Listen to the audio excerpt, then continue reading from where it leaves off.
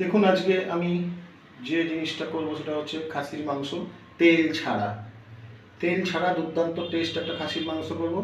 Request রইল বাড়িতে একবার করবেন, করে খাবেন, আর সঙ্গে দেখবেন প্রতিটা স্টেপ ফলো করবেন। কারণ তেল ছাড়া, এতে তেল লাগবে না একটু। তেল ছাড়া খাসির মাংস আমি রান্না করবো। তার জন্য আমি এখানে নিয়েছি 900 গ্রাম মতো খাসির মাংস, নিয়েছি 500-600 মতো আলু, দুটো সাইজের বড় টমেটো কেটে নিয়েছি, 250 গ্রাম পেঁয়াজ নিয়েছি, এখানে নিয়েছি হচ্ছে জিরে গুঁড়ো, ধনে গুঁড়ো, আর এখানে আমি নিয়েছি হচ্ছে আদা রসুন লঙ্কার একটা পেস্ট বানিয়ে সেটা আন্দাজ মতো। রসুন দিয়েছি আপনার খুব জোর হলে হবে 75 থেকে 80 গ্রাম, আদা দিয়েছি তো ওই 30 থেকে 40 গ্রাম, আর 7-8টা কাঁচা লঙ্কাটা যেটা শুকিয়ে লাল হয়ে গেছিলো সেটা আমি নিয়েছি।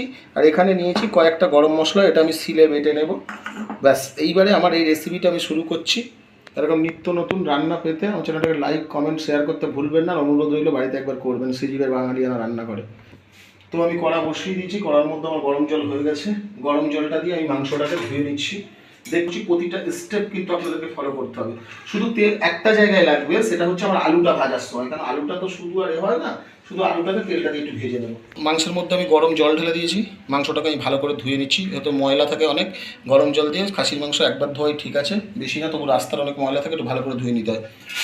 আমি চাপিয়ে দিয়েছি, বলেছিলাম একটুখানি তেল লাগবে শুধু আলুটা ভেজে নেওয়ার জন্য, না হলে আলুটা বাজে লাগবে। আলুটা না ভাজলেও হয়, তবু আমি ভেজে নিচ্ছি।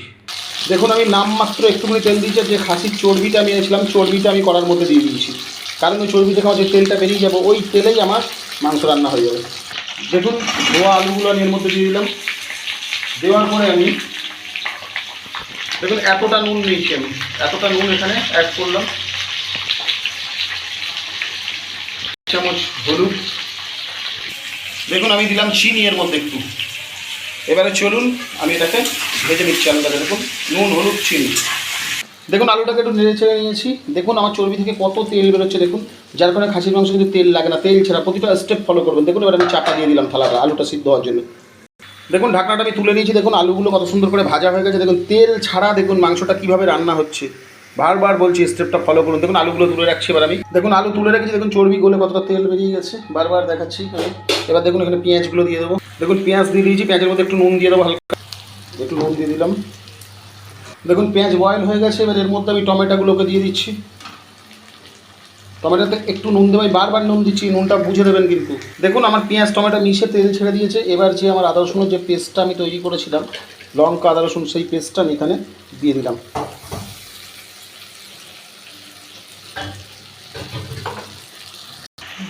দেখুন আমি এখানে এটা 16 রেখেছি কিন্তু গ্যাসের ফ্লেমটা 16 রেখে আদা রসুনের পেস্টটা দিয়েছি।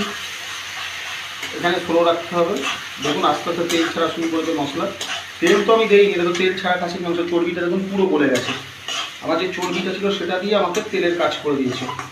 অবশ্য আরেকদিন আরেকটা রেসিপি ছাড়ো, সেটা চর্বি ছাড়া পুরো একদম। যে জিনিসটা আমি অ্যাড করছি, অল্প করে একটু ধনের গুঁড়ো, ধনেটা শরীরটা ঠান্ডা রাখবে। দিচ্ছে একটু জিরের গুঁড়ো, দুধ,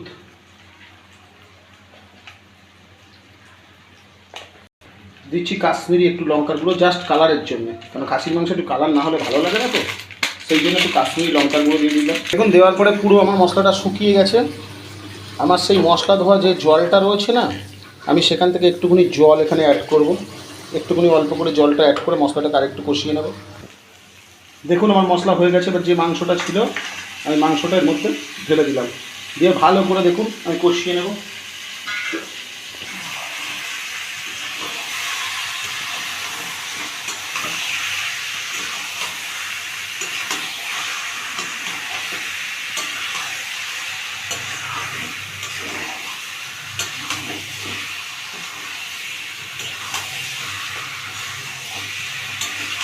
দেখুন তেল ছাড়া তো একটু লেগে যাবে, তবু আপনারা এইভাবে আমি যেভাবে করছি প্রতিটা স্টেপ ফলো রেখে আপনারা এইভাবে ভালো করে মাংসটাকে মিক্সড করবেন। ভালো করে ধরে নিচ্ছে তলা, দেখছেন পুড়ে পুড়ে যাচ্ছে, তাও কিন্তু আমি এরকমভাবে ভাজা স্টার্ট করেছি। এবার যখন পুড়ে যাচ্ছে আমি কী করব, আমার যে মশলা ধোয়া জলটা আছে না এখানে, সেই জলটাকে এখানে ওপর দিয়ে দিয়ে দিলাম, দিয়ে আর একটু ভালো করে কষিয়ে দিলাম। দেখুন এবারে আমি এখানে একটু আমি হাতের আন্দাজে একটু অল্প করে জল দিয়ে দিলাম। জলটা কেন দিলাম আপনাদেরকে বলছি, যেহেতু তেল ছাড়া মাংস হচ্ছে টোটালি স্টেপ আলাদা হবে। জলটা দেওয়ার পরে আমি এখানে আরেকবার মাংসটাকে একটু ঘেঁটে দিচ্ছি।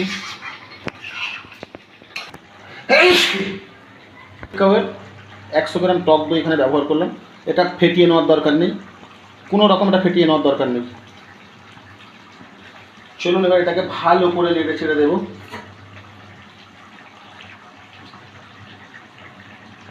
দেখুন এবার আমি এর মধ্যে আমার সেই আলুগুলোকে দিয়ে দেবো।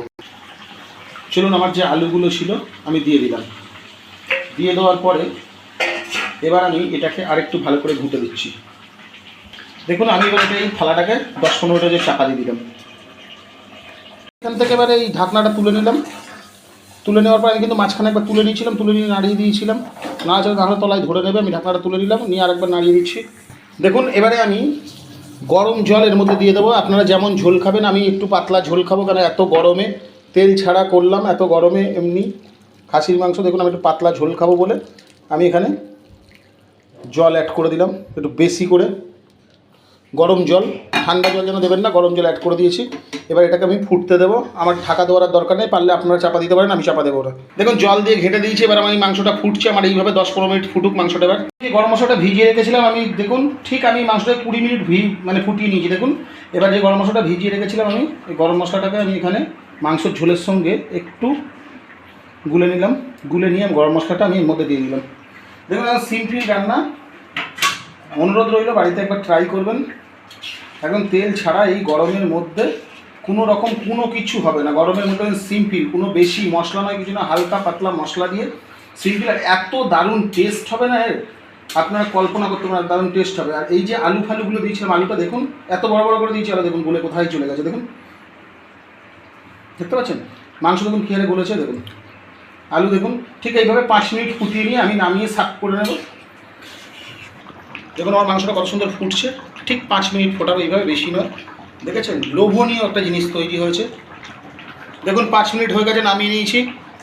নামাইনি এখন, আমি গ্যাসের ফ্লেমটাকে পুরো অফ করে দিলাম। এবার নামিয়ে সার্ভ করে আপনাদেরকে দেখাচ্ছি। আমি এইভাবে 2 মিনিট চাপা দিয়ে রাখবো, যাতে আমার গরম মশলার সেন্টটা থেকে যায়, তারপর সার্ভ করে দেখাচ্ছি। আমি সার্ভ করে নিয়েছি। দেখুন অনুরোধ রইল বাড়িতে একবার ট্রাই করবেন, আর ভালো লাগলে আমাকে কমেন্টে জানাবেন। আর আমি নিত্য নতুন রান্না পেতে আমার চ্যানেলটাকে লাইক, কমেন্ট, শেয়ার করতে ভুলবেন না। চলুন আজকে এই পর্যন্ত। সবাই সুস্থ থাকবেন, ভালো থাকবেন। আবার নতুন রেসিপিতে আপনাদের সঙ্গে দেখা হচ্ছে। তেল ছাড়া মাটন।